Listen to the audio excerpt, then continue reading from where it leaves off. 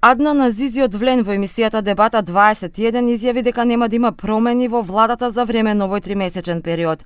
Тој додаде дека се уште нема одлука дали Беким Сали ќе биде вице-премиер. Во однос на тоа дали со реконструкцијата на владата ќе бидат опфатени и Бесар Дурмиши и Азир Алиу, рече дека нема причина за такво нешто, бидејќи според него тие се меѓу најуспешните министри.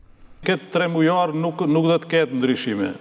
Thotë qeveria do të vazhdojë me atë format që ka funksionuar gjermë tani, po pas vitit të ri do të ketë një rishqirtim më të detajuar lidhur me qeverinë, edhe ndoshta mund të ketë edhe riformatim, po ajo mbetet të shihet. Ajo që e thatë për Orhan Murtezanin, ajo mund bëhet për shkak ka një marrëveshje parimore se si ndahen digasteret për brenda qeverisë.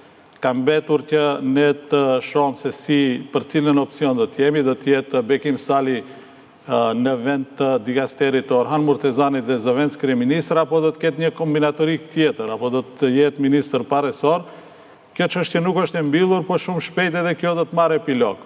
Sa i takon ndryshimeve tjera nuk do të ketë, dhe nuk ka arsye pse të ketë.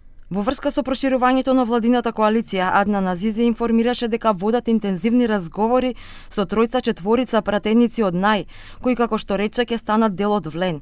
Азизи не спомена имиња, но додаде дека ова ќе се финализира, бидејќи одредени пратеници се разочарани од политичките субјекти во кои се наоѓаат. Азизи нагласи дека по изборите во Гостивар и Врапчиште ќе има проширување на пратеничката група. Po ne kemi bisedime me deputet, cilët janë të zhgënjim nga subjektet përkatëse, po nga AKI që besoj që edhe me ato do ta finalizojmë hapin konkret që ato të jenë pjesë e qeverisë, na bashkangjitën neve, se zhvillohen bisedime intenzive, po është e vërtet. Bile edhe unë personalisht kam kontaktu me disa nga kolegët mi, nuk arsjetojnë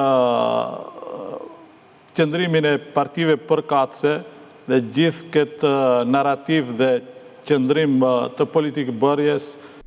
Во однос на обединувањето на Влен во една политичка партија, Азизи вели дека Влен е обединет и моментално функционира многу добро вака како што е, но додаде дека се останува отворено и се дискутира за најдобрата можна форма.